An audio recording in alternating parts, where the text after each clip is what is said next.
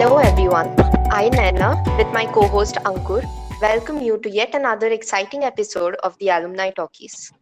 Today, we are honored to engage in an exciting conversation with Ms. Niti Misra Tiwary from the batch of 2005. Niti is currently working with Eaton as the Manager of Organization Effectiveness and Talent Analytics South Asia. Today, we shall discuss topics which are both extremely interesting and crucial: placements at B schools and HR analytics.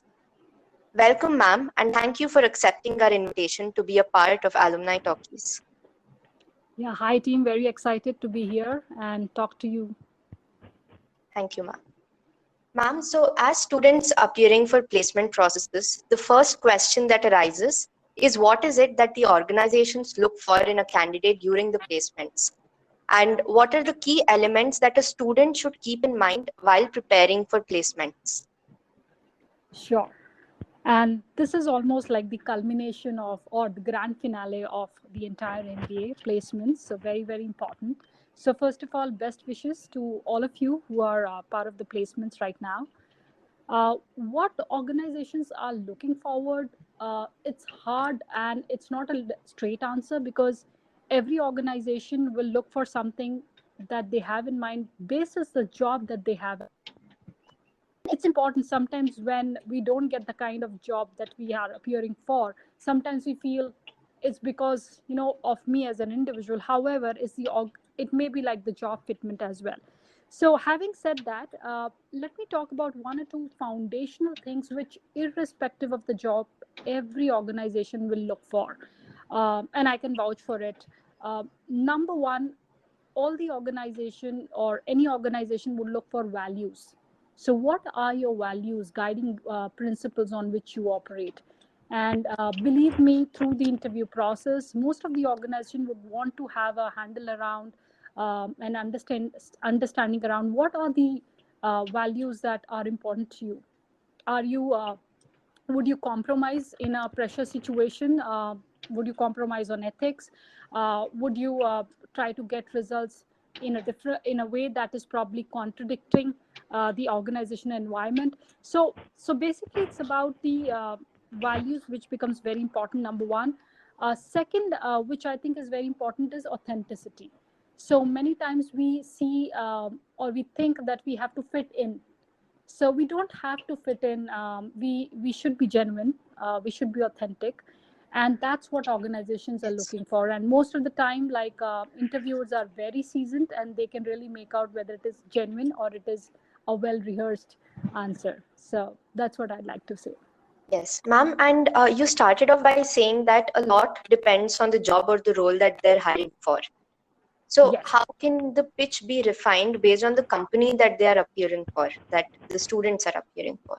Yes. So now I come to the second part. So number one, the foundational things that I talked about, the values and genuineness or authenticity.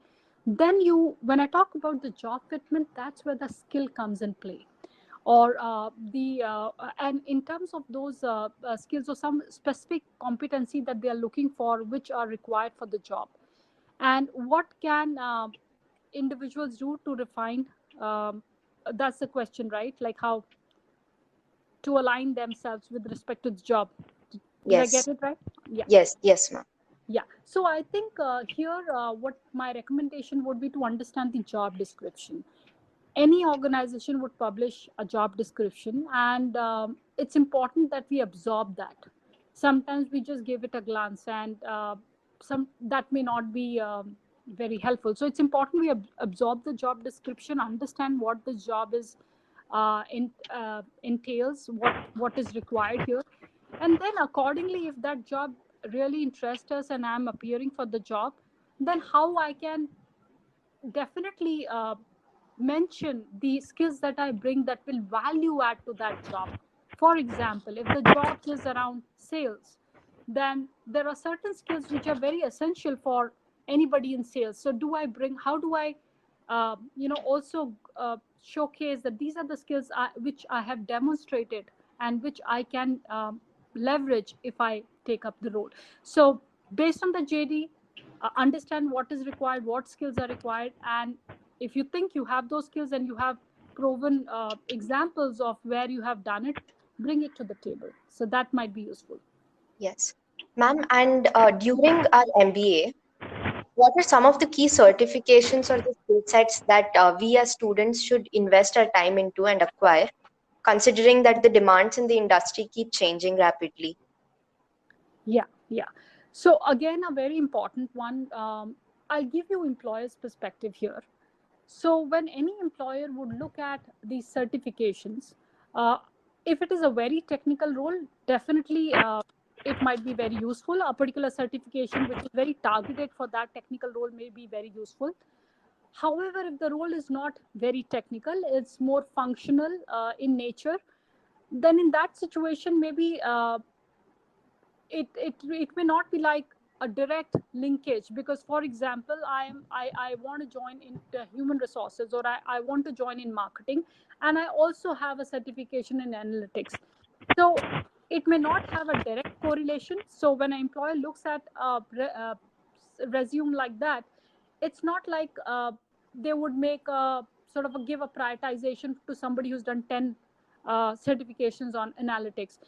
It will be holistic assessment. Of course it will have weightage, but it will be holistic assessment.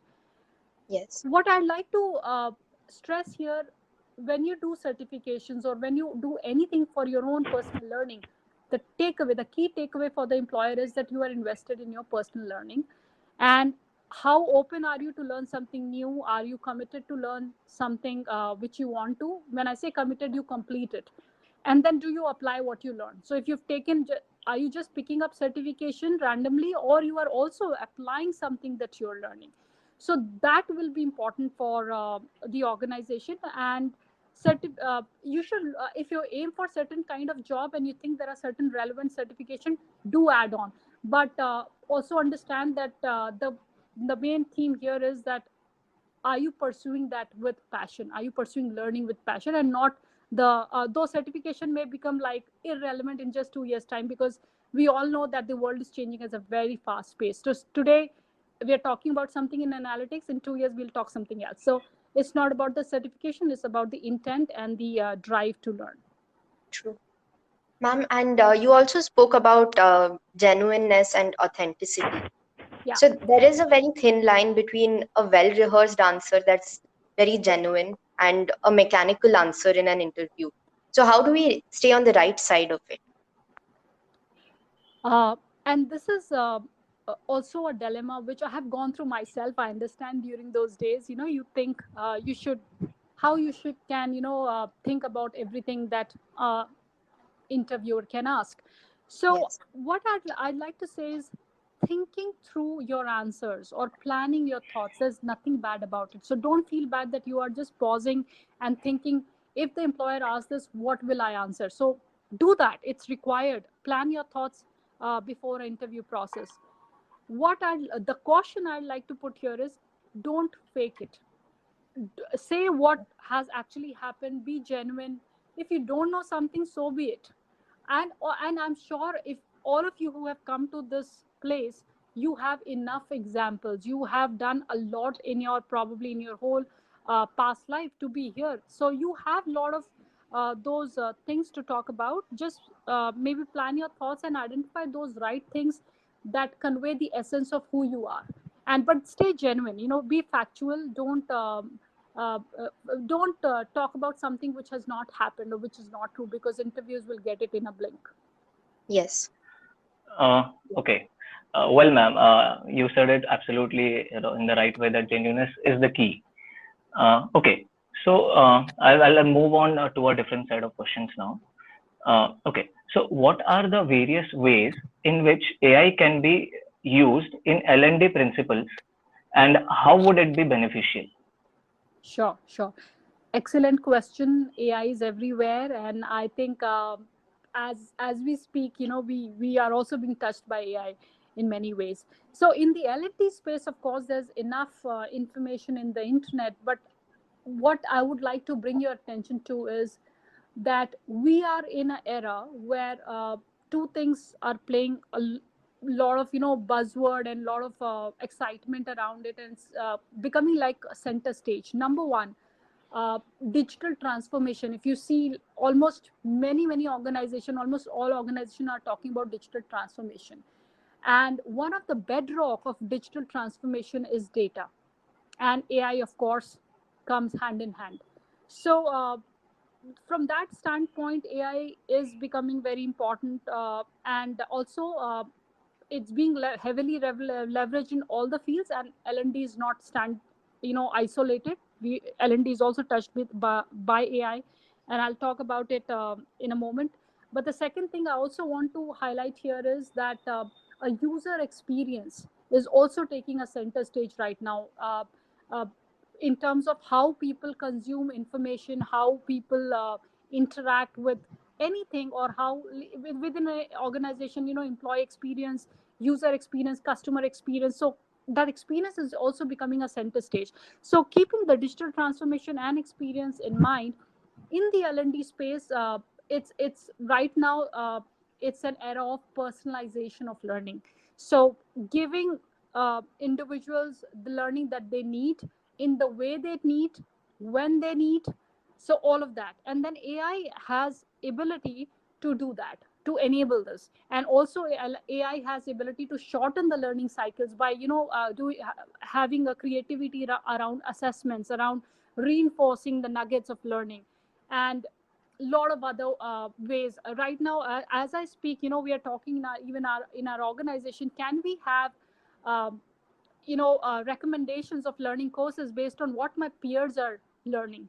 So it's at that level. So lot of application, I won't go into detail. It's like we probably need another conversation for this, but there's a lot available on internet around it.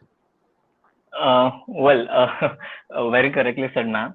In fact, you answered almost my next question, which I was about to ask, that how does an organization decide the depth and the width of the training of which, the employees in terms of the skills?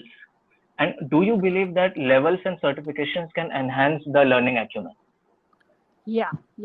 So again, I must compliment, you guys have identified all the right areas, because in the L&D space, skill based learning, and also even around in the human resources, like skill are becoming very important from so many perspectives, whether it is hiring or whether it is in terms of learning and development. So how does the organization decide the depth and the breadth of where the learning needs to penetrate is closely tied up with the organization's agenda, business agenda. And so if the organization wants to be very aggressive in one particular area, then that's where the L&D focus should be, and that's where the learning strategy will be put in place to drive that whole depth and width of learning. So right now, as I speak, you would see again around the world, organizations are driving a very broad array approach around learning around digital. So in that context, if you see that the organization are taking a path of both depth and breadth. When it comes to depth, of course, there are certain roles where you would have depth of learning, and you would identify those roles. Are these roles on the critical path of delivering something from a business context? And if that, how we can develop depth into those roles around those areas. And then also certain amount of breadth is needed. Like even the larger organization, they may not be experts at digital, but they should be having an awareness level of understanding around digital. So then a broad-based learning interventions are in place to drive that breadth of learning. So it's like it's closely tied with business agenda, and that's how it's led in the organizations. Well, okay, that is great, ma'am. Okay, when you talk about integration of HR with analytics, so the most important question that comes to mind is how do you see the use of analytics in talent management? Yeah, everywhere. Again, I'll go back to what I spoke some time back. I said that right now we are in a phase where digital transformation is the word around, and data is a bedrock of enabling that whole transformation. So even in the talent management space, the whole human resources space, if you see, organizations are becoming better every day at leveraging data and making data-driven decisions. So it's not about just having data in place, which was the story say 10 years back. Now we are in an era of what is the insights that data are giving us. So, and this insight is needed to make any decision in all the different processes of talent management. If you talk of hiring, you look at the data, you draw insights, and that's how you make certain changes to your process so that you are able to source the right candidates. You are able to increase the quality of hiring. So again, all of this can come when you look at the trends, and then you make certain changes in your processes so that you are able to nail down what is giving you the results. So if I talk about the quality of hire, what in the past whole hiring trend of last 3 years, what has happened which has given me a better quality of result, and if once I get it, can I replicate that? So likewise, you talk about any talent management process, L&D again, what is happening, like our from a context of the learner, looking at the learners and what is the effectiveness or ROI of the whole learning, that interventions that are being led in the organization. So again, it's all based on the data. Adoption, in the learning adoption, how's the adoption happening of the learning, and leveraging learning or deploying learning in a certain way, does this lead to a better adoption? So I'm just giving you a little bit of a color here, some examples. But you look at any space, whether it is hiring, it is comp and ben, it is talent management, across the whole talent management broader sphere, data is being heavily leveraged right now. And also, I would say there is most of the organizations have now much better ability to do insights, to deliver data insights, and even the expectations of the leadership is going up. Right now, again, uh, we would like to look at much larger data set before we take decision than we would look in the past. In the past, I when I passed out, we used to talk a lot. HR needs to have a gut feel, and that's how we operate. But I think that gut feel is being replaced by data driven decision, and it's here to stay. Well, okay. You covered, I mean, every depth of the use of analytics, let's say, in every HR domain possible we can think of. Yes. And you also talked about the replacing of gut feelings through data-driven decisions. So do you believe that is this a good thing to carry forward? I mean, or it can have some demerits along with it? Yeah. So it will have demerits in certain occasions, on certain situations. But if I would say that we would rely on gut for almost everything, like 78 out of 100% decisions, like 80% of the decisions we would rely on the gut. I think we have come to a space where we should have ability of taking data driven decisions on most of the things. We would still need a gut feeling, we would still need intuition. We need to bring our intuition to work, as well as we are ultimately dealing with human, we call ourselves human resource leaders. So there will be a space around intuition, bringing your intuition to work, and it is very much needed. But I think it is only creating more time and ability for us as leaders to leverage our gut at the right places, by having data help us make decision on a lot of other places. Otherwise, we were relying on the gut feel on many areas, and I can say that then when you don't have enough data, you never know whether you're going in the right direction. So it has simplified a lot of things, and we should rely on data. But that doesn't mean it will be 100%. The aim is not 100% replacement, and I don't think that will happen. Correct. So the experience and the gut feelings, it cannot be replaced by data, but it can be used along to make the right decisions. So your experience can always, your experience and the right intuitions can always add on to the decision making that we are doing through the data. Absolutely, ma'am. You covered it in the right track. Yeah, and I'll just add one last thing here. Yeah.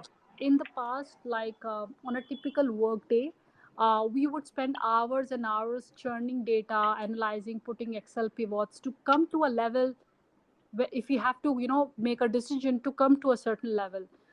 now the expectation is really going much higher from a HR professional, because all that doesn't need to happen. We have very good systems in place which will give you all what you need.